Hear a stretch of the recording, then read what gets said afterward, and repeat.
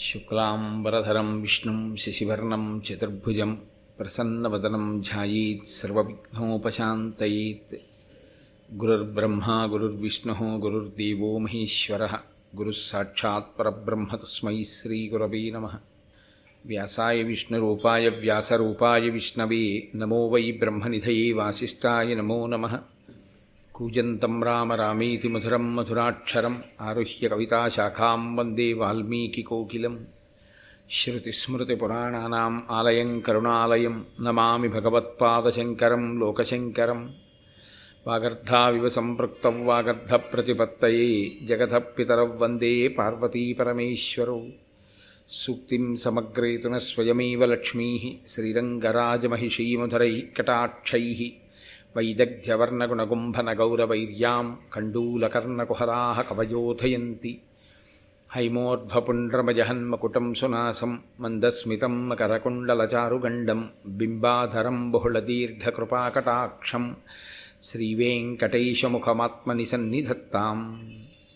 విమలపటీ కమలకుటీ పుస్తకరుద్రాక్షశస్తహస్తపుటీ కామాక్షీ పక్ష్మలాక్షీ కలిత విపంచీ విభాసి వైరించి.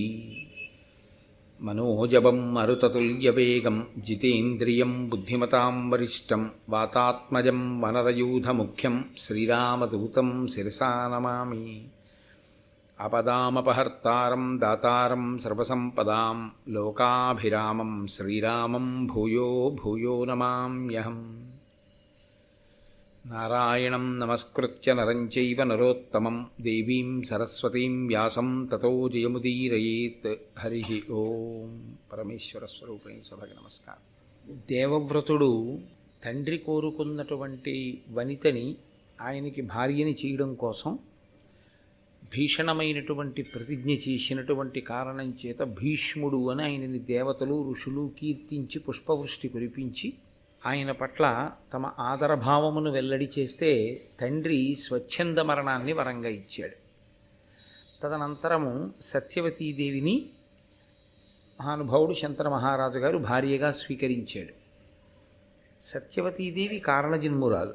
మీకు నేను ఆ వెనక ఉన్నటువంటి వృత్తాంతాన్ని నిన్న కూడా ఆవిష్కరించాను.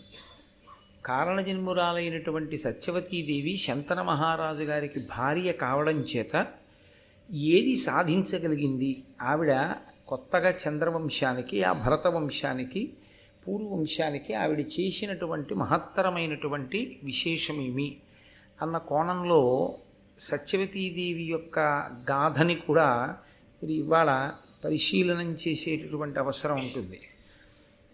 ఆవిడ్ని భార్యగా స్వీకరించినటువంటి శంతన మహారాజు గారికి మళ్ళీ ఇద్దరు కుమారులు కలిగారు. చిత్రాంగదుడు, విచిత్ర వీర్యుడు అని వాళ్ళిద్దరికీ పేర్లు. దీర్ఘాయుష్మంతుడై ఈ ఇద్దరు పిల్లలు పుట్టిన తర్వాత చాలా కాలం బ్రతకలేదు శంతన మహారాజు గారు. ఆయన శరీరాన్ని విడిచిపెట్టేశాడు. విడిచిపెట్టేసిన కారణం చేత ఈ పిల్లలిద్దరూ ఇంకా చిన్నవాళ్లుగా ఉన్నారు, వాళ్ళు యువకులు కూడా కాలేదు. కాబట్టి యథార్థానికి అంత పెద్ద భూమండలాన్ని పరిపాలించేటటువంటి సమయంలో రాజు గతించి పిల్లలిద్దరూ ఇంకా చిన్నవాళ్లుగా ఉండడం, భీష్ముడు నేను రాజ్యాన్ని స్వీకరించను అని చెప్పడం శత్రురాజులకు మహదవకాశం. నేను సింహాసనాన్ని స్వీకరించను అన్న ప్రతిజ్ఞతో పాటుగా భీష్ముడు ఒక ప్రతిజ్ఞ చేశాడు. ఈ సింహాసనం మీద సత్యవతీదేవి యొక్క కుమారులే కూర్చుంటారు తప్ప నేను కూర్చోను. కూర్చున్నటువంటి సత్యవతీదేవి యొక్క కుమారులను మేము అనువర్తించి ఈ సింహాసనం మీద ఆయన వంశంలో ఆయన యొక్క సంతతి వారు కూర్చుని ఉండేటట్లుగా నిరంతరము జాగ్రత్త తీసుకుంటాను, రాజ్య పరిరక్షణ భారాన్ని స్వీకరిస్తాను అన్నాడు. ఇందులో మీరు కొంచెం జాగ్రత్తగా పరిశీలనం చేస్తే దాశరాజు కోరాడు తప్ప సత్యవతీదేవి నోరు విప్పి కోరినట్టుగా, భీష్ముని పట్ల ఆవిడికి ఎప్పుడైనా వైముఖ్యం ఉన్నట్లుగా, ఆవిడ సవతి కొడుకు అన్న భావనతో భీష్ముణ్ణి ఎక్కడైనా అగౌరవపరిచినట్టుగా భారతంలో ఎక్కడా సాక్ష్యం లేదు. కోరినవాడు దాశరాజు గారు, ఆమెను వివాహం చేసుకుందాం అనుకున్నవాడు శంతన మహారాజు గారు. ఆమె ప్రమేయం ఏమీ లేదు. ఆమె శంతన మహారాజుకే భార్య అవుతుంది అని చెప్పినవాడు ఉపరిచర వసువు. ఆమె ఎప్పుడూ భీష్ముడికి రాజ్యం ఇవ్వద్దని కానీ, భీష్ముడి కడుపున పుట్టేటటువంటి బిడ్డలకి రాజ్యం రాకూడదని కానీ, అసలు కోరవలసినటువంటి అవసరం ఉన్న సత్యవతీదేవి అటువంటి పెడబుద్ధితో కూడినటువంటి కోరిక కోరినట్టు మహాభారతంలో లేదు. లేదా తండ్రి అయిన దాశరాజు అటువంటి కోరిక కోరితే, నాన్నగారు మీరు నా అభ్యున్నతిని కోరి చాలా మంచి కోరికలు కోరారు అని ఆవిడ అన్నట్లుగానూ లేదు. అంటే ఆవిడికి వివాహం అయిన తరువాత కూడా, పోని భీష్ముని పట్ల ఈయన ఇంతటి బలవంతుడు, నా కొడుకులు చేతకాని వాళ్ళు అన్న విషయం స్పష్టం అయిపోతే ఏమైనా భేదభావం అంకురించిందా? కించిత్ అసూయ ఉంటుంది కదండి.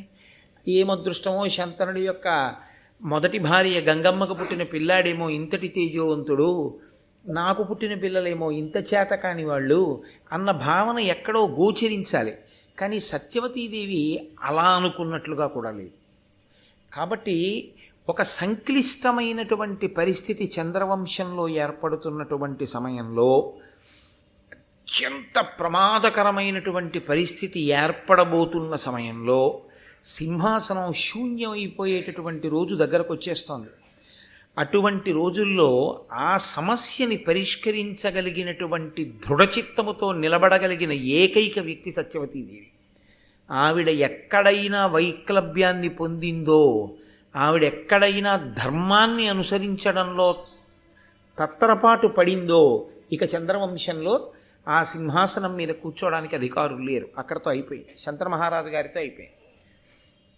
అటువంటి స్థితిని చాలా జాగ్రత్తగా ఎదుర్కోగలిగినటువంటి పరిణతి ఒక స్త్రీకి ఉండడం అంటే సామాన్యమైన విషయం కాదు. పోనీ అంతకుముందు ఆవిడ పెరిగినటువంటి వాతావరణం చాలా గొప్ప అంతఃపురంలో పెరిగింది. ఈ రాచరికాలు, ఇటువంటి సింహాసనాలు, వారసత్వాలు, పిల్లలు, ధర్మము ఇవన్నీ తెలుసు అని అనుకుందామా? ఆవిడ కేవలం యమునా నదిలో తండ్రి గారి ఆజ్ఞ మేరకు వచ్చేటటువంటి యాత్రికులను ఆవలి ఒడ్డు నుంచి ఈవలి ఒడ్డుకు పడవ మీద దింపుతుంటుంది. అదొక్కటే ఆవిడ చేసిన పని. శంతన మహారాజు గారి వివాహం చేసుకునేంత వరకు అదొక్కటే. పోనీ పెరిగిన వాతావరణం అందామా? ఆవిడ పెరిగింది దాశరాజు దగ్గర. ఇంత గొప్ప సింహాసనానికి అధిపతి అయినటువంటి శంతన మహారాజు గారికి అకస్మాత్తుగా భార్య అయిపోయింది. ఆవిడ భార్య అవ్వడం కాదు, అంతటి మహాబలవంతుడు ధర్మాత్ముడైనటువంటి భీష్మాచార్యునకు తల్లి అయిపోయింది. అంతకుముందు సమస్త లోకములకు గురువైనటువంటి వ్యాస భగవానుడికి తల్లి అయిపోయింది. ఇన్నిటిని నిర్వహించగలిగినటువంటి ఒక గొప్ప స్త్రీమూర్తి కావాలి కాబట్టే పరమేశ్వరుడు ఉపరిచరి వసువు యొక్క వీర్యం ఆ అద్రిక చాపరూపంలో తాగి ఒక ఆడబిడ్డని ప్రసవించి ఈ స్థితిని ఎదుర్కోగలిగినటువంటి ఒక మహనీయమూర్తి సృజింపబడేటట్టుగా చేశాడు. అందుకే మహాభారతంలో చాలా తక్కువసేపు కనపడిన సత్యవతీదేవి ఆవిడ పోషించినటువంటి పాత్ర అనన్య సామాన్యము. సత్యవతీదేవిలా ధర్మాన్ని ఊంచుకుని సమస్యని పరిష్కరించుకోగలిగినటువంటి సత్తాతో ఎక్కడెక్కడ ఎలా ప్రవర్తించాలో అలా ప్రవర్తించి ఆ స్థానానికి తగినట్లు ఒదిగి నిలబడగలగడంలో అసలు చాలా చాలా చాలా కోట్ల కోట్ల కోట్ల మందిలో ఏ ఒక్కరో తప్ప అలా నిలబడగలిగినటువంటి ప్రజ్ఞాశాలురు ఉండరు. అంతటి ప్రజ్ఞ కేవలంగా ఆవిడ కారణజన్మురాలైన కారణం చేతనే ఆవిడ ఉంచుకోగలిగింది. ఇది ఆవిడ అద్రికకి పుట్టినప్పుడు మనకు అర్థం కాదు, ఏమిటి ఇలా ఉందనిపిస్తుంది. కానీ ఆవిడ అద్రికకి పుట్టి దాశరాజు దగ్గర పెరిగి వేదవ్యాసుడికి జన్మనిచ్చి కన్యాత్వం భంగపడకుండా వరాన్ని కోరి శంతన మహారాజు గారికి ఇల్లాలై 2 బిడ్డల్ని కని ఆ 2 బిడ్డలు చచ్చిపోయినాడు. సత్యవతీదేవి యొక్క గొప్పతనం ఏమిటో, ఎందుకు ఎలా నిలబడగలిగిందో మనకు అర్థమవుతుంది. అందుకు సృజించాడు రా ఇలాంటి వ్యక్తిని పరమేశ్వరుడు, లేకపోతే ఆ సింహాసనానికి ఎంత ఇబ్బంది వచ్చేదో అని మనకు అనిపిస్తుంది. కాబట్టి శంతన మహారాజు గారికి సత్యవతీదేవి యందు 2 కుమారులు జన్మించారు, చిత్రాంగదుడు, విచిత్రవీర్యుడు అని మీకు నేను మనవి చేశాను. భీష్ముడు చేసినటువంటి ప్రతిజ్ఞ కారణం చేత పెద్దవాడైన చిత్రాంగదుడికి అయాచితంగా సింహాసనం లభించింది. లభించడం కాదు, ఏకకాలంలో ఏమైపోయిందంటే అన్నగారు భీష్ముడు చూస్తే ధర్మానికి కట్టుబడి సింహాసనాన్ని కాపలా కాస్తున్నాడు కాబట్టి శత్రురాజులు కన్నెత్తి చూడరు. తండ్రి శంతన మహారాజు చూస్తే మహాధర్మాత్ముడు రాజర్షి కాబట్టి అసలు బెంగలేదు. భీష్ముడికి రావలసిన రాజ్యమా అనుకోకుండా తనకు వచ్చేస్తుంది. పోని తర్వాత ఏమైనా ఇబ్బందులున్నాయా? అసలు లేవు. తమ్ముడు ఏమైనా ప్రజ్ఞావంతుడా? రేపొద్దున్న తన తోడ పుట్టినవాడు సత్యవతీదేవికి ఏమైనా ప్రజ్ఞావంతుడా? అంత ప్రజ్ఞావంతుడేం కాడు, విచిత్ర వీర్యుడు. కాబట్టి ఇప్పుడు చిత్రాంగదునికి ఏర్పడినంత సానుకూల పరిస్థితి పుట్టుకతో అసలు ఎవరికీ ఉండదలా. A luckiest person born under a lucky star to a golden stomach under with a silver spoon in his mouth అంటూని ఇంగ్లీష్లో ఒక ప్రొవర్బ్ చెప్తుంటారే, అలా అంత అదృష్టంతో పుట్టాడు. అటువంటి చిత్రాంగదుడు ఇన్ని అవకాశాలను ఈశ్వరుడు ఇస్తే అహంకారంతో కాల రాచుకున్నాడు.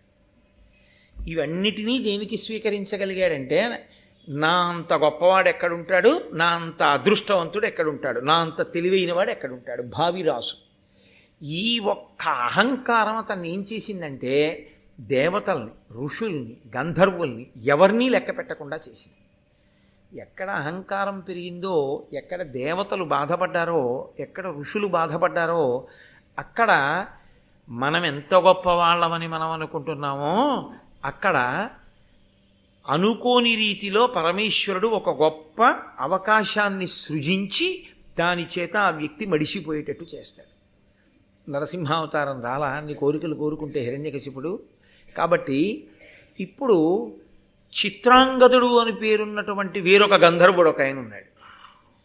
ఒకసారి ఆయనకి ఈయనకి పెద్ద యుద్ధం ప్రారంభమైంది. దేనికి ప్రారంభమైందంటే, ఇందులో మళ్ళీ ఇదో విచిత్రమైనటువంటి లక్షణం ఒకటి ఉంటుంది.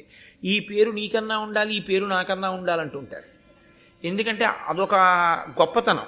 ఈ పేరు నాకు ఒక్కడికే ఉండాలి, భూమండలం మీద నీకు ఉండకూడదు అంటుంటారు. అది నన్నయ్య గారు చెప్పారా అన్నది అవసరం లేదు. అటువంటి అహంకారం ఉన్నటువంటి వాడికి మనసులో ఉంటుంది. మీరు పురాణాలని పరిశీలనం చేసినప్పుడు ఇలాంటివి చాలా కనపడతాయి మీకు లోకంలో.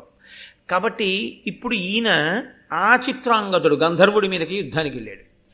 ఆయన అన్నాడు, మనం యుద్ధం చేయడానికి నీకు సైన్యం నాకు సైన్యం ఎందుకు, మన ఇద్దరం ద్వంద్వ యుద్ధం చేద్దాం.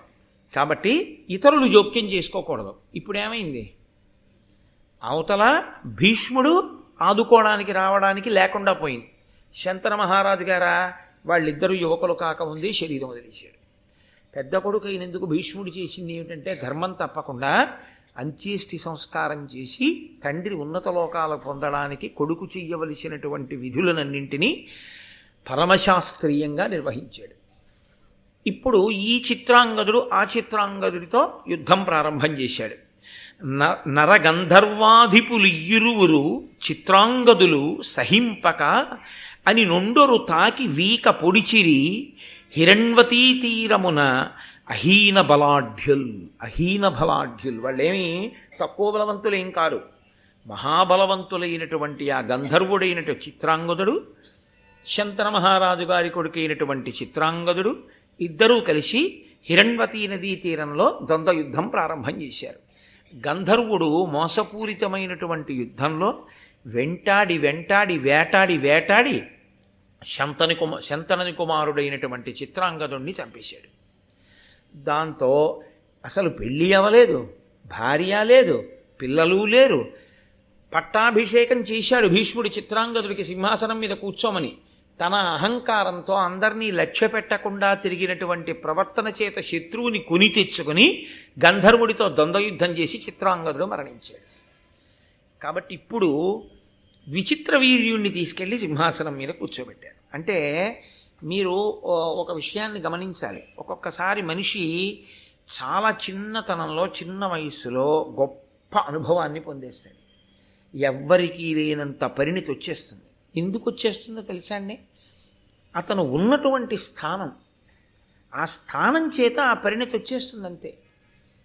చాలా మర్యాద కలిగినటువంటి కుటుంబం, ఎంతో చక్కటి కుటుంబం, సంతోషంగా కాలం గడిచిపోతోంది.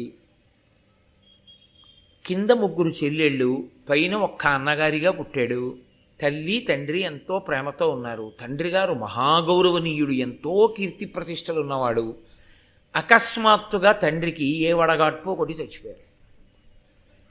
ఇప్పుడు ఈ పిల్లవాడికి చాలా చిన్నతనం నుంచే పెద్దరికం వచ్చేస్తుంది. ఎందుకో తెలుసా అండి?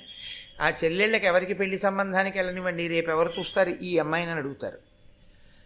నేను చూస్తానని వాడికి చెప్పడం అలవాటైపోతుంది. అలవాటై ఆ చెల్లెళ్ళ పెళ్ళిళ్ళు చేసి, వీడికి ఇంకా పెళ్ళి అవ్వదు కానీ ఆ చెల్లెళ్ళకి పెళ్ళిళ్ళు చేసి వాళ్ళకి సారిచ్చి పంపించి వియ్యాల వారితో మాట్లాడి పురుటికి తీసుకొచ్చి ఆ పుట్టినటువంటి పిల్లల్ని మళ్ళీ అత్తవారింటికి పంపించి ఇలా ఇన్ని చేయడంలో వీడు పెళ్లి చేసుకోకముందే వీడికి చాలా పరిణితి వచ్చేసి అసలు వీడి పెళ్లి వేళటికి వీడికి పెద్దవాళ్ళు ఎవరో ఏమీ చెప్పక్కర్లేదు, వీడే చెప్పేస్తాడని. ఎందుకని అంటే మనిషి ఒక్కొక్కసారి అలా త్రోయబడతాడు. అది ఆ కర్తవ్యనిష్ట నుంచి తప్పుకున్న వాడికి అలా నిలబడగలిగిన ప్రజ్ఞ ఉండదు. ఆ కర్తవ్యనిష్టతో నిలబడిన వాడు ఆ పరిణితిని పొందుతాడు. మహానుభావుడు భీష్ముడు తాను కూర్చోవాలి సింహాసనం మీద, తన పెళ్లి చేసుకోవాలి, అది వదిలేశాడు. ఇప్పుడు ఆయనకి కూడా కొత్తగా ఒక విషయం తెలుస్తోంది. చిత్రాంగదుడు మరణించాడు, విచిత్ర వీర్యుడు సింహాసనం మీద ఉన్నాడు. తండ్రి ఏం చెప్పాడు? ఒక్క కొడుకు కాడురా అని చెప్పాడు. ఇప్పుడు విచిత్ర వీర్యుడికి కాని ఏదైనా జరగరానిది జరిగిందో అంతే. సింహాసనానికి చాలా సంక్లిష్ట స్థితి ఏర్పడిపోయినట్టు లెక్క. అది జరగకూడదు.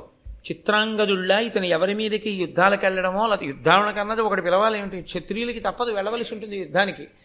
ఏ ప్రమాదమో పొటమరించకముందే విచిత్ర వీర్యుడికి వివాహం జరిగి విచిత్ర వీర్యుడికి బిడ్డలు కలగాలి. ఆయన అంత పెద్ద ప్రజ్ఞాశాలని కానీ అంత గొప్ప చరిత్ర ఉన్నవాడని కానీ ఎక్కడా లేదు మహాభారతంలో. కాబట్టి ఇప్పుడు ఈ చేతకాని వాడికి పిల్లని కూడా ఎవరు ఇవ్వరు, తనే తీసుకురావాలి పిల్లని కూడా.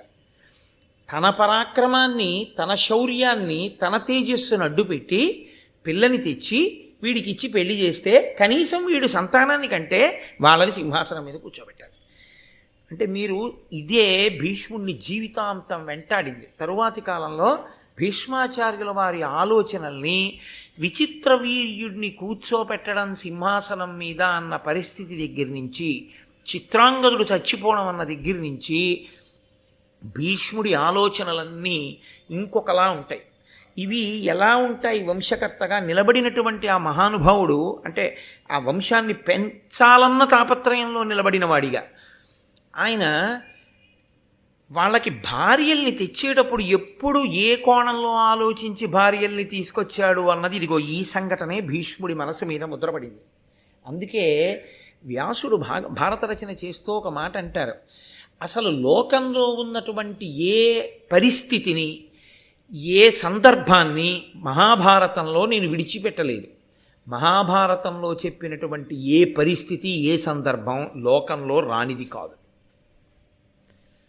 కాబట్టే మహాభారతం అంత పరిణితినిస్తుంది. ఏ స్థితిలో ఉన్న వాళ్ళకైనా ఆ స్థితిలో ఆలోచించగలిగినటువంటి నేర్పరితనాన్ని ఇస్తుంది.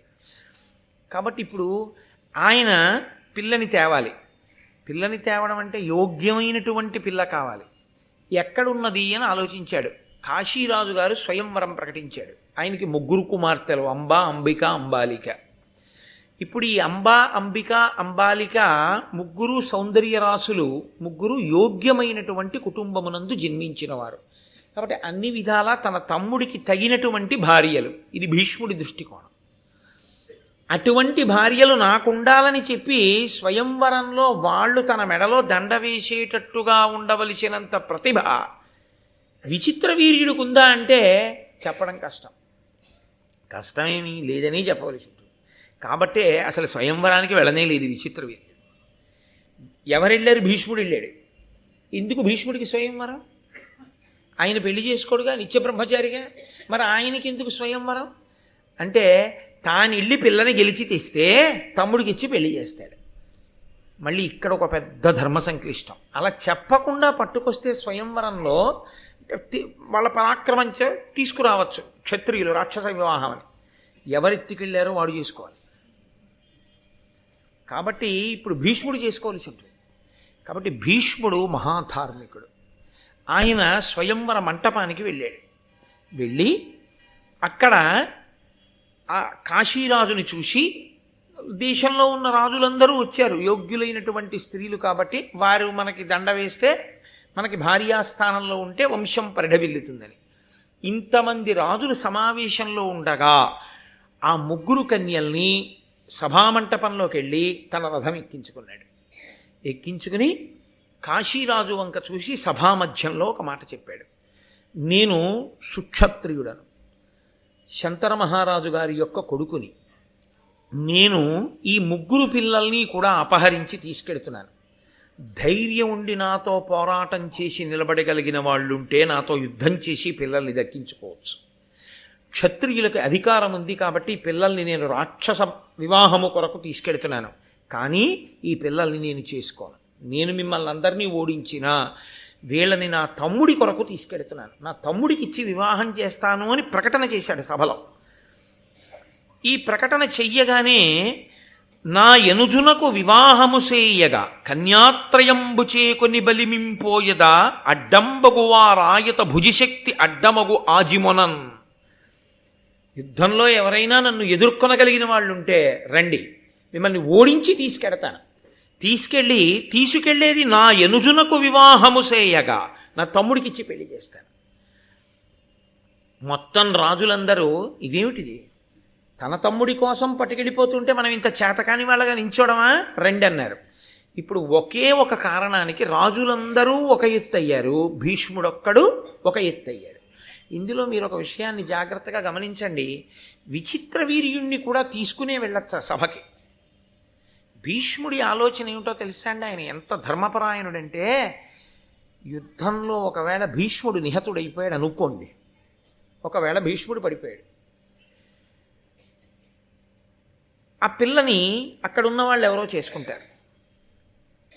అది సంభవం కాదు, ఒక్కనాటికి జరగదు. ఎందుకు జరగదు అంటే తాను మరణించాలనుకుంటేనే మరణిస్తాడు భీష్ముడు. తండ్రి గారు వరం ఇచ్చాడుగా. విచిత్ర వీర్యుణ్ణి తీసుకెళ్ళాడు అనుకోండి, ఆ జరగరానిది ఏదో విచిత్ర వీరుడికి జరిగితే అప్పుడు ఆ పిల్లల్ని తీసుకొచ్చి ఏమిటి ప్రయోజనం? సింహాసనం తన చేత్తో తానే ఖాళీ చేశాడు. అందుకని విచిత్ర వీర్యుణ్ణి అంతఃపురంలో ఉంచి తాను వెళ్ళాడు స్వయంవరానికి. అంటే ఆయన ఎంత ఏ మాట అన్నాడో ఆ మాటకి ఎంత ప్రేమాస్పదుడై కట్టుబడ్డాడో చూడండి. ఒక అన్నగారు తండ్రి లేనటువంటి స్థితిలో తండ్రిగా నిలబడాలంటుంది ధర్మశాస్త్రం. నిజంగా తండ్రిలాగే నిలబడ్డాడు భీష్ముడు. ఆయనకి ఒకటి పెళ్ళయిందా, కానీ ఎంత పరిణతో చూడండి, ఎంత విశాల హృదయమో చూడండి మహానుభావుడిది. ఆ ముగ్గురు పిల్లల్ని తీసుకుని వస్తున్నాడు. మిగిలిన రాజులందరూ ఆయన మీదకి యుద్ధానికి వచ్చారు. వారలనందర రౌద్రాకారుండై కసి మసంగి గాంగేయుడు దుర్వార పటు బాణ నిహతిని వీరాహవరంగమునకు విముఖల చేశన్.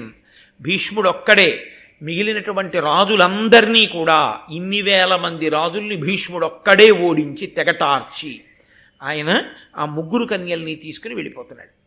వెళ్ళిపోతుంటే సాల్వుడు ఆయన మీదకి యుద్ధానికి వచ్చాడు. ఈ రాజులందరూ ఓడిపోయిన తరువాత సాల్వుడు వచ్చాడు. ఈ వసుధాధినాథుల జయించిన ఎట్టిది కాదు, చక్కనై పోవక నిల్వు నా గెదిరి పోర మదీయ ధనుర్విముక్త నానావిధ మార్గణోగ్ర గహనంబునన్న దిగ్భ్రమనొంద కిమ్మియింపోవగవోలు నీకనుచు పురుకులోత్తమతాకె వీకతోన్. ఆ సాల్వుడు వచ్చి అన్నాడు, వీళ్ళందరితో యుద్ధం చేయడం కాదు, ఈ వసుధాధినాథుల జయించిన ఎట్టిది కాదు, చక్కనై పోవక నిల్వు. వీళ్ళని గెలిచి వెళ్ళడం కాదు, యుద్ధం చేస్తే నాతో చెయ్యి, నిన్ను మట్టు పెడతాను. ఏమనుకున్నావో, నేను వేసేటటువంటి బాణ పరంపరకి దిగ్భ్రాంతి చెందుతా ఉన్నాడు. దిగ్భ్రాంతి అని అదొక చిత్రమైన మాట, వేదాంతంలో కూడా ఎక్కువగా వాడతారు. దిగ్భ్రాంతి అంటే ఏ దిక్కు ఏదో తెలియకుండా పోవడం, ఆ స్థితిని పొందుతావు అని యుద్ధానికి వచ్చాడు. సాల్వుణ్ణి తక్కువ చేసి అంచనా వేయడానికి ఏం లేదు, సామాన్యుడేం కాడు సాల్వుడు. ధృతిమయీ శతసంఖ్యయు దశశత సంఖ్యయు శతసహస్ర సంఖ్యయును శతాయుత సంఖ్యయుగా దేవవ్రతు మీదను సాల్వుడేశ వాడిశరంబుల్. ఆయన 1000, 100,000, 1,00,000 ఇన్ని బాణములను ఏకకాలంలో తన ధనస్సుకి సంధించి భీష్ముడి మీదకి విడిచిపెట్టాడు. ఇన్ని బాణములు తన మీద పడకముందు గాలిలోనే తుత్తునియలు చేసి ఒక్క బాణంతో ఆ సాల్వుని యొక్క రథాన్ని, సారథిని, గుర్రాల్ని పడగొట్టాడు భీష్మాచార్యుల వారు. నన్నయ్య గారు ఇక్కడ ఒక చిత్రమైనటువంటి మాట ఒకటి వేశారు. ఈ మాట మిగిలిన రాజులకి ఇలేదు, సాల్వుడికి మాత్రమే వేశారు. ఈ మాటని ఆధారం చేసుకునే భావి కథ నడిచింది.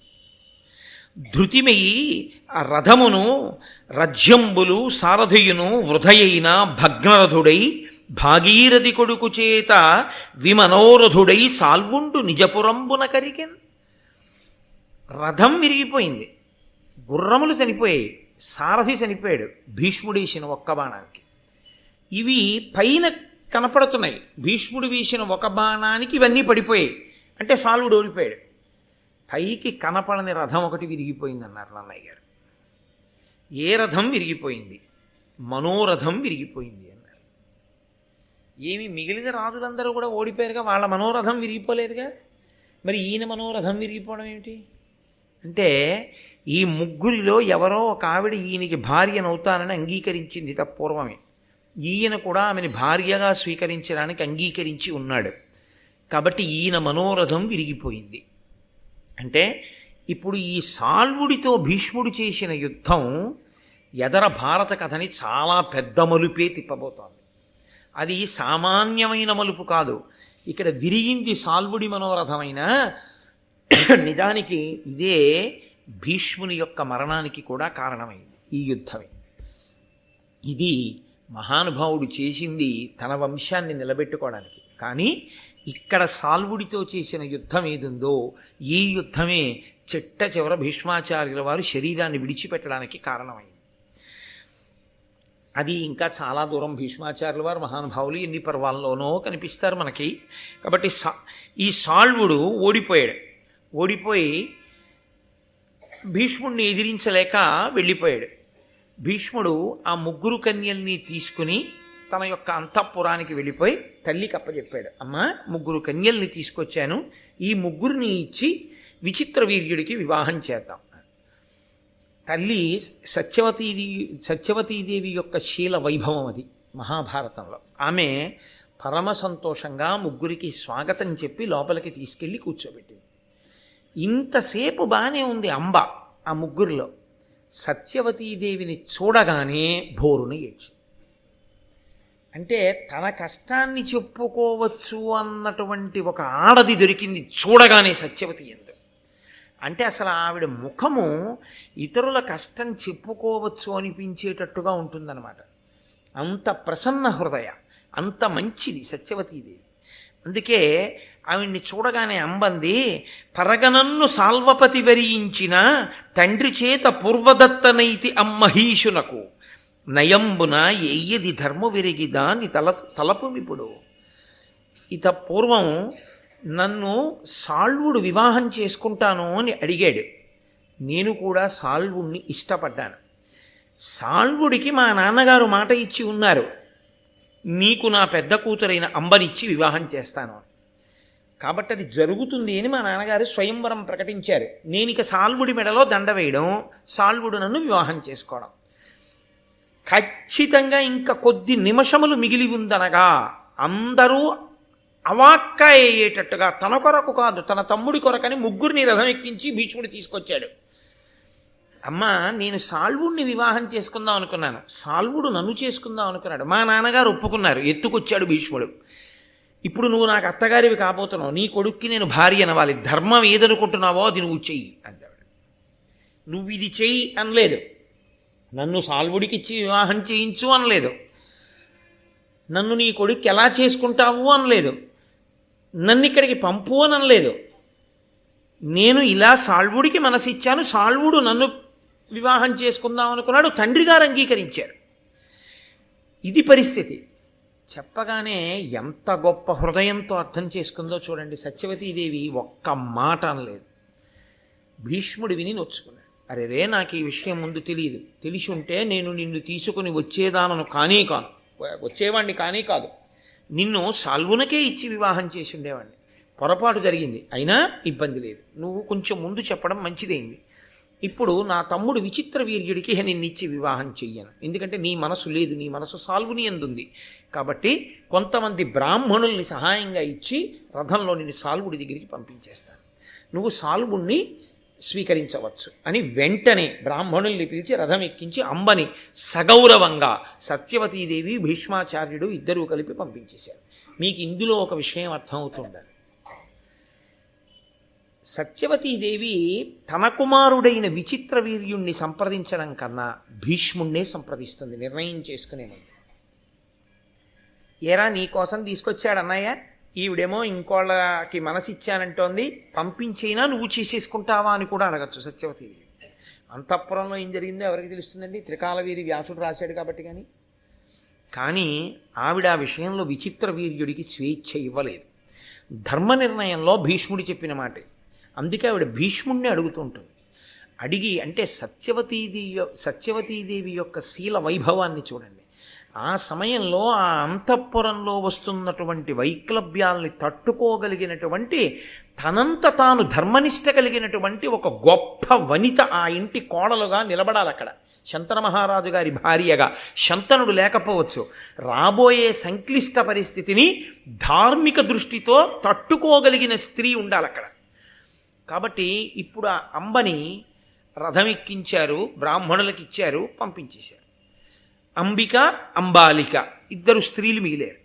ఈ ఇద్దరు రాచకన్యల్ని ఇచ్చి విచిత్ర వీర్యునకు వివాహం చేశారు. ఇప్పుడు తన ప్రమేయం లేకుండా, తానేమీ కష్టపడవలసిన అవసరం లేకుండా చక్కగా ఇద్దరు భార్యలు అమరారు. ఆయన పేరే విచిత్ర వీర్యుడు. దేని వలన తన వంశము వృద్ధి పొందాలో, దేని వలన నలుగురు బిడ్డలు తనకి పుట్టాలో అటువంటిది పుట్టడానికి ఉపయోగపడకపోగా తాను చావడానికి పనికొచ్చింది. అందుకని విచిత్ర వీర్యుడయ్యాడేమో.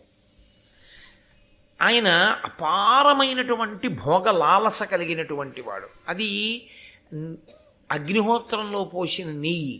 ఆ కామాతురతకి ఇంకా ఒక అవధి లేదు.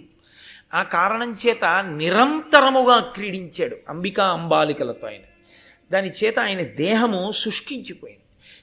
శుష్కించి పటుత్వము తప్పి క్షయవ్యాధికి గురైపోయాడు. గురి అయి అంబికా అంబాలిక అప్పటికి 3 సంవత్సరాలైందండి. సత్సంతానమును పొందడం మీద దృష్టి కన్నా కామాతురతను అనుభవించటమునందు మాత్రమే దృష్టి. వివాహము దేని కొరకు చేయబడిందో విస్మరించి సంతానమును పొందడం వాయిదా వేసుకుని కామతృష్ణని అనుభవించడమే ప్రయోజనంగా బ్రతికినటువంటి బ్రతుకు ఎంత ప్రమాదాన్ని తెచ్చిందో చూపిస్తున్నటువంటి ఘట్టం మహాభారతమునందు అంతర్భాగము. ఇంతకన్నా నేను విడమర్చి చెప్పక్కర్లేదు. ఇవాళ సమాజంలో ఉన్నటువంటి అత్యంత హేయమైన పరిస్థితికి ఇది నిదర్శనం.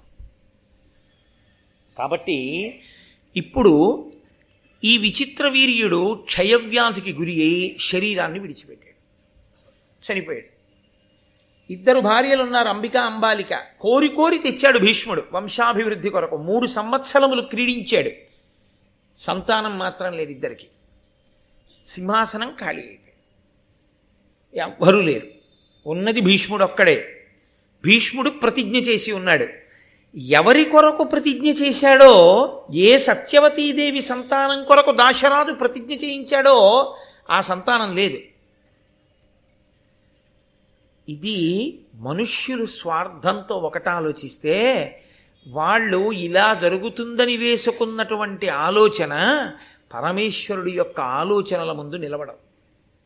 ఆశ్చర్యకరంగా ఉంటాయి. రామాయణంలో కైకమ్మ భరతుడికి రాజ్యమిమ్మని వరాలు కోరి చిట్ట చివర భర్త పోయిన తర్వాత ఏడుస్తూ రాముడి దగ్గరికి వెళ్ళి మళ్ళీ రాజ్యం తీసుకొని ఏడిచినట్టే ఉంటుంది.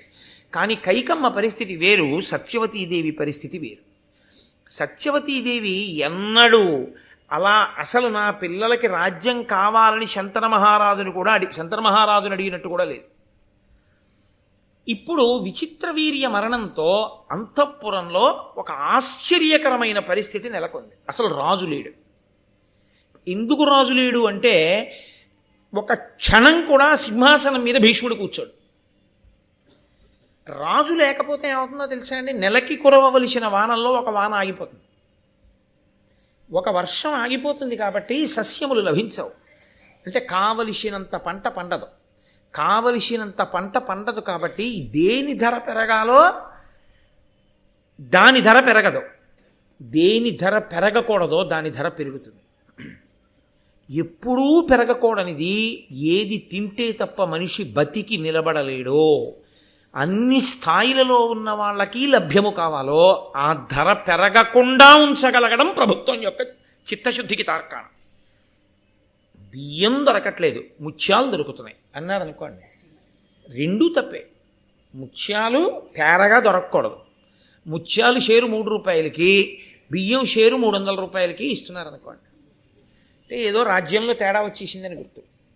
ముత్యాల ధర పడిపోయింది, అది పోయింది వర్తకం, ఇప్పుడు దాని విలువ పోయింది. బియ్యం 300, ముత్యాలు తింటావా? ముత్యాల దండలు వేసుకుని తెచ్చిపోవాలంతే కదా, ఎందుకవి? కాబట్టి ఇది రాకూడదు వ్యవస్థ. ఇది రాకుండా ఉండాలి అంటే రాజు సింహాసనం మీద ఉండాలి. రాజు సింహాసనం మీద ఉంటే ఒక లక్షణం ఉంటుంది. రాజు సకల ప్రజల యొక్క అభ్యున్నతిని కోరి నిరంతరం యజ్ఞయాగాది క్రతువులు చేస్తూ ఉంటాడు. పైగా శత్రురాజులు ఎప్పుడు పొంచి ఉంటారు. శత్రురాజులు దాడి చేసి అప్పటి వరకు కూడబెట్టినటువంటి ఐశ్వర్యం అంతకు ముందు ఉన్నటువంటి రాజుల యొక్క వైభవాన్ని బట్టి ఆధారపడి ఉంటుంది. ఏదో కొత్తగా ఏర్పడిన రాజ్యం అనుకోండి, కొంత ఐశ్వర్యం ఉంటుంది.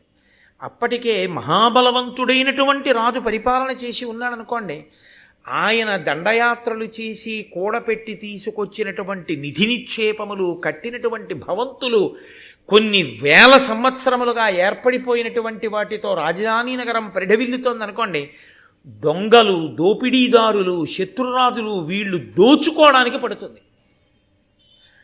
అందుకని ఎంతమంది దోచుకుంటారో మీరు ఊహించలేరు. ఆ దోచుకోవడంలో ఒక ఉన్మాదం ఏర్పడుతుంది. అప్పుడు ఇది మనం చెయ్యవలసిన పనా అన్న యుక్తాయుక్త విచక్షణ ఉండదు. ఒక యజమాని చాలా కష్టపడి అందంగా ఒక భవంతిని నిర్మించుకున్నాడు. చక్కటి గాజువి అందమైనటువంటి భగవన్మూర్తులు నిలబెట్టి ఉంటాయి ఆ గదిలో. యజమాని లేనప్పుడు ఒక 50 మంది దొంగల ఇంట్లో ప్రవేశించారు. వాళ్ళకి అయ్యో మనం ఇప్పుడు ఈ మూర్తిని పడగొట్టడం ఏమిటని ఏమైనా ఆలోచన ఉంటుందా? ఈ గాజు మందిరాన్ని బదలగొట్టడం అంటే ఏమైనా ఉంటుందా? వాడు దోచుకునేటప్పుడు అడ్డొచ్చినవన్నీ తోసేస్తాడు. తోసేస్తే అవన్నీ వికారమైపోయి ఆ ఉన్మాదానికి సాక్ష్యాలుగా నిలబడిపోతాయి తర్వాత ఇంట్లో జరిగినటువంటి పరిణామములు. మీకు అంతవరకు ఎందుకండి? హంపి విజయనగరాన్ని కృష్ణదేవరాయల వారు పరిపాలించి తదనంతర కాలంలో రామరాయల వారు అకస్మాత్తుగా ఆ మోసపూరితమైనటువంటి యుద్ధంలో తుంగభద్రా నదికి అవతల వైపు బళ్ళకి కాగడాలు కట్టి చీకట్లో పంపించేస్తే సైన్యం వెళ్ళిపోతోందనుకుని తన సైన్యాన్ని పంపించేశాడు రామరాయలు. వాళ్ళు చీకట్లో తెప్పలు వేసుకుని నది దాటి ఈవలి ఒడ్డుకు వచ్చి విజయనగర సామ్రాజ్యంలో రామరాయలు వారి ఏనుక్కి నల్లమందు పెట్టేశారు. అది ఉన్మాదం వచ్చి ఆ రాజును కూడా ఎక్కించుకోకుండా కింద పారేశారు, చంపేశారు రామరాయలు వారు. రామరాయలు చచ్చిపోయిన తర్వాత విజయనగర సామ్రాజ్యంలో విజయనగరం కోటని 6 నెలలు దోచుకున్నారు. 6 నెలలు రాత్రింపవళ్ళు దోచుకున్నారు దాంట్లో ఉన్న ఐశ్వర్యాన్ని. అంటే అంత కన్ను ఉంటుంది, అంత ఐశ్వర్యం ఉన్నటువంటి సింహాసనాల మీద, అటువంటి అంతఃపురాల మీద.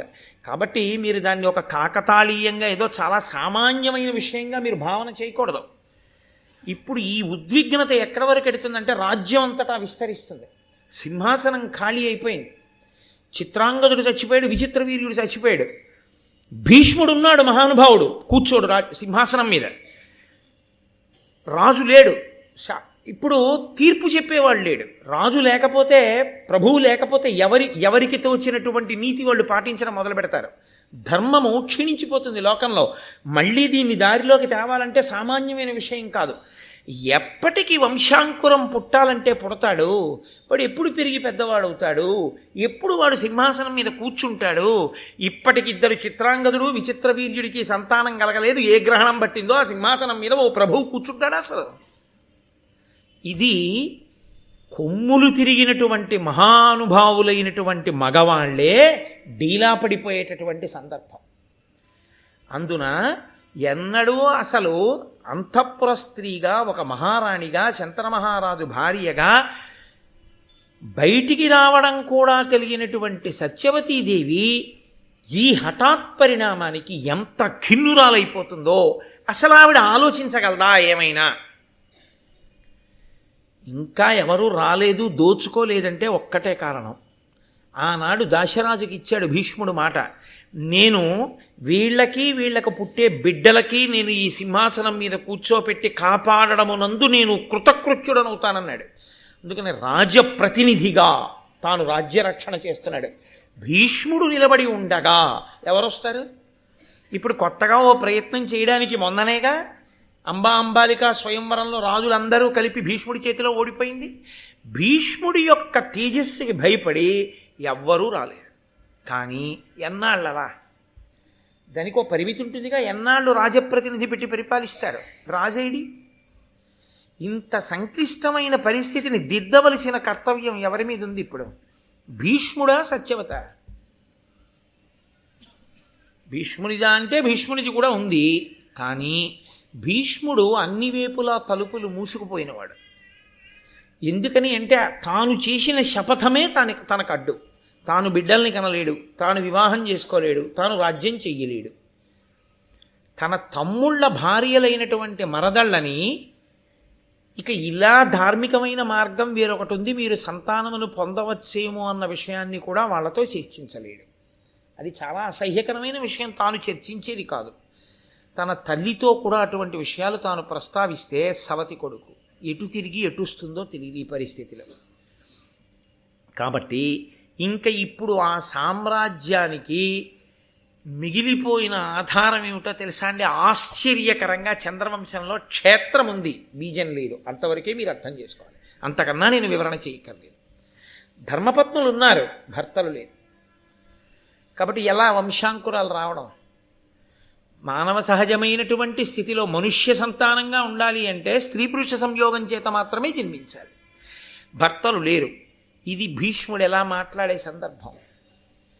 ఇక్కడ చొరవ తీసుకుని మాట్లాడగలిగినటువంటి ప్రజ్ఞ, ఆ పెద్దరికం, తల్లిగా ఏ విషయాన్నైనా సంప్రదించడానికి అధికారము కలిగిన యోగ్యత, దీన్ని ధార్మిక కోణంలో విచారణ చెయ్యగలిగినటువంటి స్థితి ఒక్క సత్యవతీదేవిది.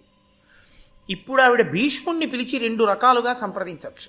ఒకటి, నా కోడళ్ళు ఉన్నారు, నా కొడుకులు లేరు. ఇప్పుడు నా కోడళ్ళకి ఇంకొక రకమైన ధర్మ మార్గం ఏమైనా ఉంటుందా వంశం నిలబడడానికి అని అడగడం ఒక ఎత్తు. నీవు పెళ్లి చేసుకోనాన్నా, నువ్వు పెళ్లి చేసుకుని నువ్వు సంతానమును పొంది నువ్వు రాజ్యంలో సింహాసనం మీద కూర్చుండిపో, సింహాసనం నువ్వు తీసుకుని నువ్వు పెళ్లి చేసుకుని సంతానాన్ని కానీ సింహాసనాన్ని ఇచ్చి అని చెప్పడం ఒక పద్ధతి. సత్యవతీదేవి పూర్తి స్వార్థమున్నదైతే రెండవ ప్రతిపాదన ముందు తీసుకురావాలి. తన కోడళ్ళకి బిడ్డలు పొందే అవకాశం ఏమైనా ఉందా, ఇది విచారణ చెయ్యాలి.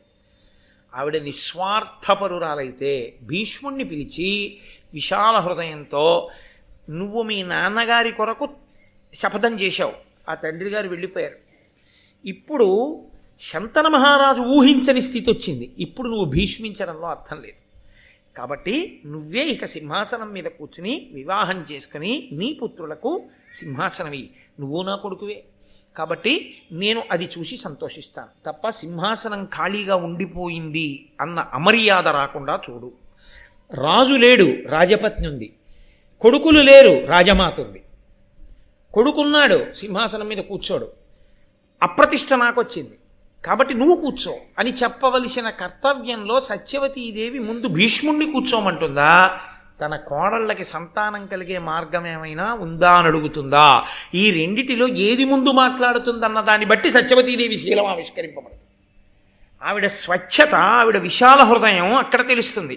కాబట్టి ఒక హేయమైన విషయాన్ని చూసినట్టుగా దయచేసి మీరు ఈ ప్రత్యేక సందర్భాన్ని చూడకూడదు. ఎంత సంక్లిష్టమైన స్థితి ఏర్పడిందో, ఉన్న వ్యక్తులు ధర్మాన్ని పట్టుకోవడానికి ఎలా ప్రయత్నిస్తున్నారో మీరు చూడాలి. అంబాలిక ఏ మాట మాట్లాడలేదు, వారి దుఃఖంతో వారు ఉన్నారంతే. కాబట్టి ఇప్పుడు ఆ మహాతల్లి పిలిచి భీష్ముణ్ణి దగ్గర కూర్చోబెట్టుకుంది. ఆవిడ సంప్రదించాలంటే మంత్రుల్ని కూడా సంప్రదించవచ్చు భీష్ముణ్ణి పక్కన పెట్టి. ఎందుకో తెలుసా అండి, ఏమో భీష్ముణ్ణి అడిగితే అసలు ఇంకొక ధర్మ మార్గం కూడా ఏమైనా ఉందన్నది చెప్పడేమో, చెప్పకుండా తానే సింహాసనం మీద కూర్చునే మార్గం చూసుకుంటాడేమో.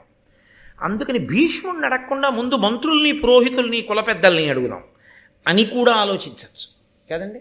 అంతవరకు ఎందుకండి, నేను ఒక్క మాట అంటాను, మీరు కొంచెం విశాల హృదయంతో స్వీకరించండి. ఒక ఆవిడుంది, వివాహం అయింది, కడుపున బిడ్డలు పుట్టలేదు, బావగారుల అందరూ మరణించారు, మరుదులు మరణించారు, అకస్మాత్తుగా భర్త చనిపోయాడు. ఇప్పుడు ఆవిడ ప్రేతానికి ఎవరు సంస్కారం చెయ్యాలి అని అనుమానం వచ్చిందనుకోండి, వెంటనే ఏ అన్నదమ్ముడి వరుస వాళ్ళో ఎవరో పక్కింటి వాళ్ళు అక్కడ ఉంటే చేసేస్తారా, ఎవరినైనా పిలిచి అసలు ఎవరండి ఈవిడికి ఎవరున్నారు వాళ్ళు చెయ్యొచ్చా, లేకపోతే వాళ్ళకి ఒకసారి ఫోన్ చేయమని విచారణ చేస్తారా? విచారణ చేస్తారు కదా. ఇంత గహనమైన విషయం అండి, ఇదేం సామాన్యమైన విషయం కాదు. చంద్రవంశంలో వచ్చిన ఆపద ఇది.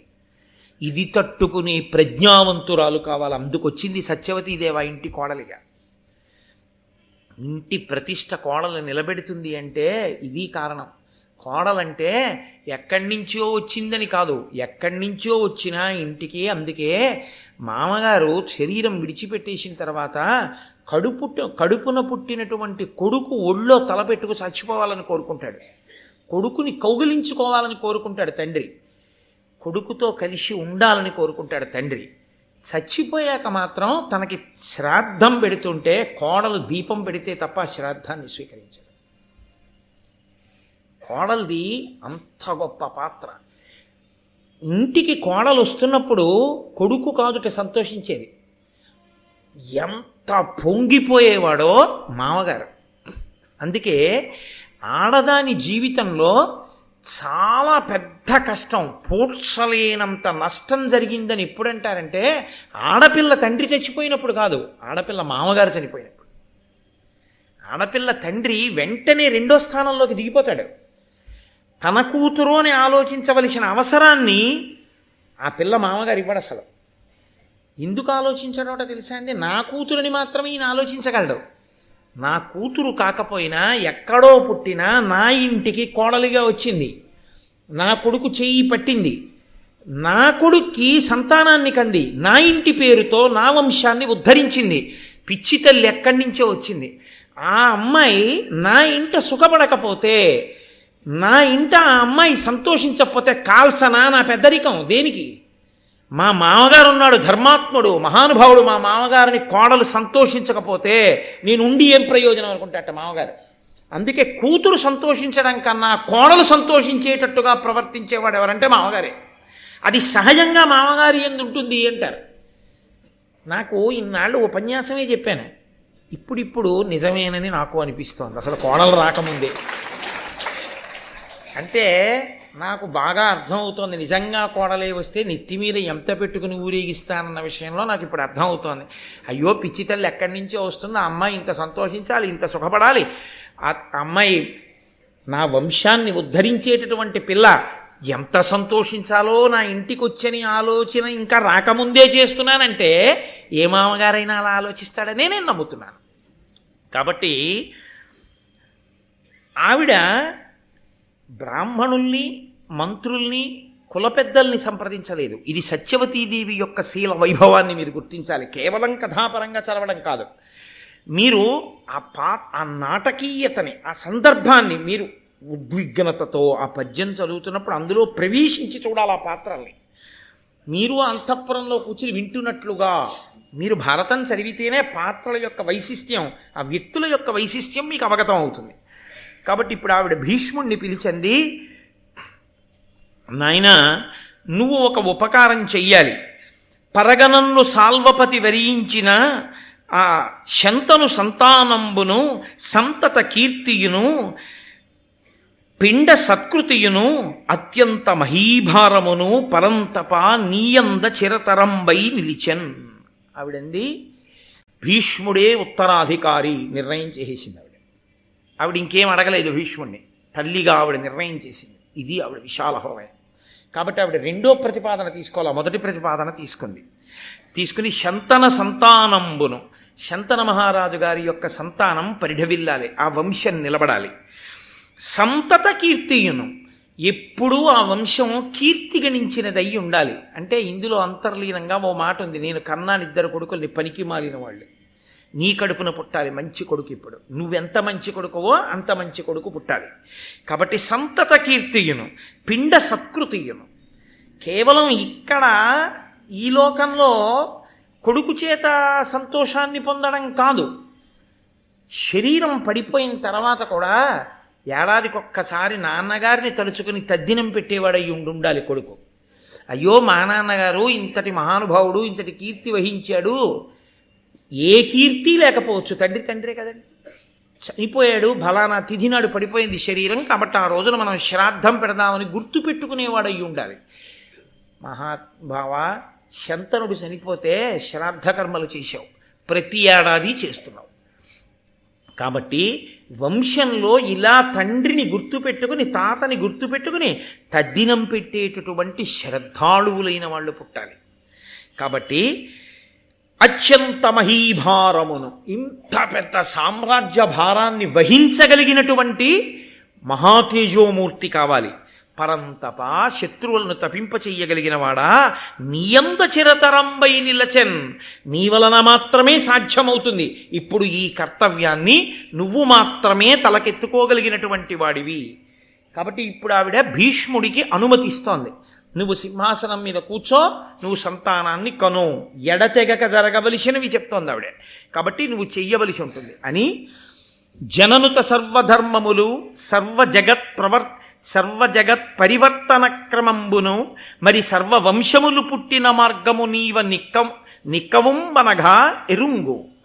ఉన్నత గుణాఢ్యుడవున్ భరతాన్వయావలంబనుడవు నీవా, నీ ఒక్కడ పంచద చేయుమో మత్ప్రియంబుగన్. భీష్ముడా, నేను నిన్ను కోరిక కోరుతున్నాను, నువ్వు తీర్చాలి. జననుత, నువ్వు జనుల చేత కీర్తింపబడిన వాడివి. సర్వధర్మములు, నీకు తెలియనటువంటి ధర్మం ఏదీ లేదు, నీకు అన్ని ధర్మాలు తెలుసు. ఈ మాటను అడ్డుపెట్టాడు భీష్ముడు. ఎదరా తాను తన శపథంలో నిలబడినప్పుడు మార్గాన్ని చూపించడం ఆయన యొక్క గొప్పతనం. నేను ఇది చేయనండి, మీరేం చేసుకుంటారో చేసుకోండి అని కొడుకనొచ్చు. నాన్నగారు ఇలా వద్దు, అలా చేద్దాం అని కొడుకనొచ్చు. ఇలా వద్దు నాన్నగారండి, అలా చేద్దామన్నవాడు తండ్రి బాధ్యతని పంచుకున్న కొడుకు. ఇలా వీల్లేదండి, మీరు ఎలా చేసుకుంటారో నాకు అనవసరం అన్నవాడు తండ్రిని ఆయుర్దాయం తగ్గించి చంపేసే ప్రయత్నం చేస్తున్న కొడుకు కదండి.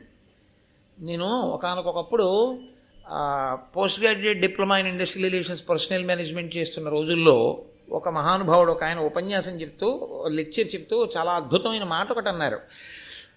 నా దగ్గరికి ట్రేడ్ యూనియన్ లీడర్స్ వచ్చి మాట్లాడుతున్నప్పుడు కేవలం వాళ్ళ కోరికలు చెప్తే నేను ఒప్పుకోను. ఎందుకని అంటే వాళ్ళు సంస్థల అంతర్భాగం. సంస్థ పరిస్థితి చెప్పి దీంట్లో ఎన్ని కోరికలు తీర్చుకుంటే సంస్థ నిలబడుతుందో మీరు చెప్పండి అని చెప్తూ ఉంటాను. ఎందుకని అంటే అందులో వాళ్ళ అంతర్భాగం, వాళ్ళు పరిష్కారం కూడా వాళ్ళు చెప్పాలి, కోరికలు ఒక్కటే చెప్పడానికి రాకూడదు. కాబట్టి వాళ్ళు కూడా అంతర్భాగం. కాబట్టి వాళ్ళు నాకు ప్రశ్న ఇవ్వడం, నేను పరిష్కారం చెప్పడం కాదు, నేను వాళ్ళని సమస్య ఇచ్చి పరిష్కారం చెప్పండి అని అడుగుతుంటాను విశాల హృదయంతో అన్నాడు ఆయన. అలా నీవు ధర్మము తెలిసి ఉన్నవాడవు, తల్లికి నమ్మకం, అందుకు చెప్పాడు తర్వాత ధర్మాన్ని భీష్ముడు. జననుత సర్వధర్మములు సర్వజగత్ పరివర్తన క్రమంబును, ఈ లోకములన్నీ కూడా ఎలా మారుతూ ఎలా ఇలా ఈ స్థితికి చేరుకున్నాయో అన్నీ నీకు తెలుసు. మరి సర్వవంశములు పుట్టిన మార్గము నీవు నిక్కువంబనగా, అన్ని వంశములు ఎలా వచ్చాయో, ఏ వంశంలో ఏ వైక్లభ్యాలు వచ్చాయో, అప్పుడు ఎలా తట్టుకున్నారో, ఎలా సింహాసనాలు నిలబడ్డాయో, ఎలా ఈ క్షత్రియ వంశాలన్నీ రాజ్య పరిపాలన చేశాయో ఇవన్నీ నీకు తెలుసు. నీకు తెలియనిదేమీ లేదు. ఉన్నత గుణాఢ్యుడవున్, నువ్వు ఉన్నతమైనటువంటి గుణములు కలిగినటువంటి వాడివి. భరతాన్వయావలంబనుడవీవా, నిన్నొకడు పంచత చేయుమో మత్ప్రియంబుగన్. మహానుభావా, నువ్వు ఈ భరత వంశాన్నంతటినీ కూడా నిలబెట్టవలసినటువంటి వాడివి. కాబట్టి నేను నిన్ను ఒక్క కోరిక కోరుతాను, నువ్వు దయచేసి ఆ కోరిక తీర్చవలసింది అని ఆ సత్యవతీదేవి భీష్మాచార్యుల వారిని తాను వరమడుగుతోంది. ఇప్పుడు చిత్రం ఏంటంటే, ఏ సత్యవతీదేవి కొరకు ఆమె అడగకపోయినా తాను ప్రతిజ్ఞ చేసి సింహాసనాన్ని సంతానాన్ని వదిలిపెట్టాడో, సంతానాన్ని అంటే బ్రహ్మచర్యాన్ని స్వీకరించి సంతానం పొందకుండా ఉన్నాడో, ఆ సత్యవతీదేవియే ఇప్పుడు భీష్ముణ్ణి ప్రార్థన చేస్తోంది, నాకు ఒక కోరిక ఇయ్యి. చిన్న వయస్సు, అందరి కోరికలు తీర్చడమే కానీ నా కోరిక ఇది తీర్చండి అని ఒకళ్ళని అడగడం మాత్రం ఎన్నడూ చెయ్యనటువంటి ఉదారుడు, పెద్దరికం ఉన్నవాడు భీష్ముడు. అది ఆయన పెద్దరికం. ఆయన ఎవరి దగ్గరికి వెళ్ళి నాన్నగారండి నాకు ఈ కోరిక ఉంది, నాన్నగారండి తీర్చరా అని అడిగాడని లేదు భారతంలో. అమ్మ దగ్గరికి వెళ్ళి అమ్మ నాకు ఈ కోరిక ఉంది తీర్చవా అని అడిగాడని లేదు భారతంలో. గురువుగారితోనే యుద్ధం చేయవలసి వచ్చింది. గురువుగారు నాకు ఈ కోరిక ఉంది తీర్చండి గురువుగారు అని అడిగినట్టు లేదు భారతంలో. అమ్మ సత్యవతీదేవి దగ్గరికి వెళ్ళి అమ్మ నాకు ఈ కోరిక ఉందమ్మా తీర్చమ్మా అని అడిగినట్టు లేదు భారతంలో. తమ్ముళ్ళ దగ్గరికి వెళ్ళి ఒరే మీకోసం పెళ్లి చేసుకోకుండా ఉండిపోయాను కదరా నాకు ఈ చిన్న కోరిక ఉంది తీర్చండి రా అని అడిగినట్టు లేదు భారతంలో. కానీ ఆయననే వయసులో చిన్నవాడైనా అందరూ ఆయన్నే అడుగుతుంటారు.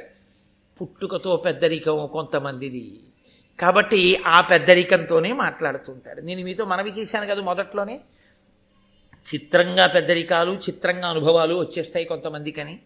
కాబట్టి ఇప్పుడు నువ్వు నాకు ఒక కోరిక తీర్చాలి. ఈ కురువంశమున నీ ఒక్కరుడవయున్నవాడవు, ఉర్వీరాజ్యం బెక్కటి చేకొని తేజము దిక్కుల వెలిగింపు సంతతియు పడయు మొగిన్. ఇప్పుడు కురువంశానికంతటికీ మిగిలిపోయిన వాడవు నువ్వు ఒక్కడివి. కాబట్టి నువ్వు ఈ రాజ్యాన్ని స్వీకరించు. ఈ రాజ్యాన్ని స్వీకరించి సంతతిని పొందు. సంతతిని పొందు అన్న మాట ఎందు వివాహం చేసుకో అన్నది కూడా అంతర్భాగమే.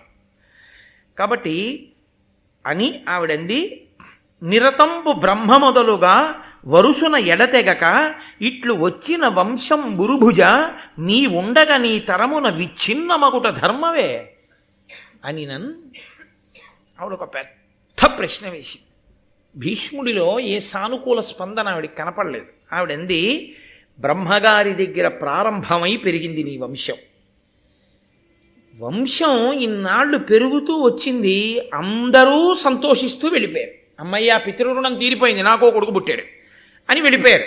ఈ వెళ్ళిపోయిన వాళ్ళందరికీ ఆ పుట్టిన కొడుకు తజ్జనం పెడుతూ ఉండేవాడు కాబట్టి వాళ్ళు ధన్యులైపోయారు. నీకు బాధగా లేదా? బ్రహ్మగారితో ప్రారంభమైనటువంటి మీ వంశం నీ దగ్గర ఆగిపోతోంది.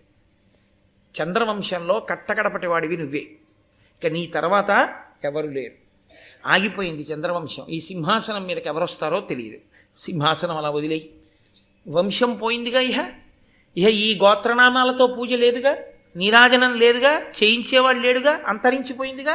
ఇంకా అంతకన్నా దారుణమైన స్థితి, ఆ వంశం అంతరించిపోగా నువ్వే చిట్ట చివరి వాడి అవ్వడం ఎంత దారుణమైన విషయం రా. కాబట్టి భీష్మ నా మాట విను, ఇది ధర్మమా వంశం ఆగిపోవడం? ఆగిపోకూడదని కదా ధర్మజ్ఞులు చెప్తున్నారు. ఆగిపోకుండా చూసుకోవలసినటువంటి ప్రధాన కర్తవ్యం అగ్నిహోత్రము, వేదము, ఆ తర్వాత వంశపరంపర ఆగకుండా చూడాలి. కాబట్టి నీవు ఈ వంశమును నిలబెట్టాలి కదా. అంటే భీష్ముడు అన్నాడు, విని భీష్ముడనియే నీకిట్లని ఆనతి ఈయతగునే అమ్మెయి నా పల్కిన పల్కును మరి నా తాల్చిన వ్రతమును చెరుప అంత చిరుతని చెప్పుడా. అమ్మా నువ్వు ఇలా అడగచ్చా? నీకు నా ప్రతిజ్ఞ తెలీదా? అమ్మా నేను చిన్న పిల్లాడినా అమ్మా, నేను ఏ ప్రతిజ్ఞ చేశానో ఆ ప్రతిజ్ఞ ఇవాళ కుదరదులే అని మళ్ళీ వెంటనే వదిలేసి మళ్ళీ వెంటనే వచ్చి సింహాసనం మీద కూర్చుని పెళ్లి చేసుకుని పిల్లల్ని కన్నా. అమ్మ అది బాల్య చేష్టమ్మా, నీకు తెలీదా ఇది జరగకూడదని? ఇందులో విచిత్రమైనటువంటి విషయం చూడండి. ఏ తల్లి కారణం చేత తాను స్వచ్ఛంద మరణాన్ని వరంగా పొందాడో, ఏ తల్లి కారణంగా తన మీద దేవతలు ఋషులు పుష్పవృష్టి కురిపించారో, ఏ తల్లి కారణంగా లోకంలో తన పేరు మరుగునబడి భీష్ముడన్న పేరు వచ్చిందో, ఈ మూడిటిని చెరిపి లౌకికంగా మళ్ళీ తీసుకొచ్చి సింహాసనం మీద కూర్చోబెట్టి పిల్లలకు అనేటట్టు చెయ్యాలని తల్లి చూస్తాను. అందులో స్వార్థం లేదు, ధర్మమే.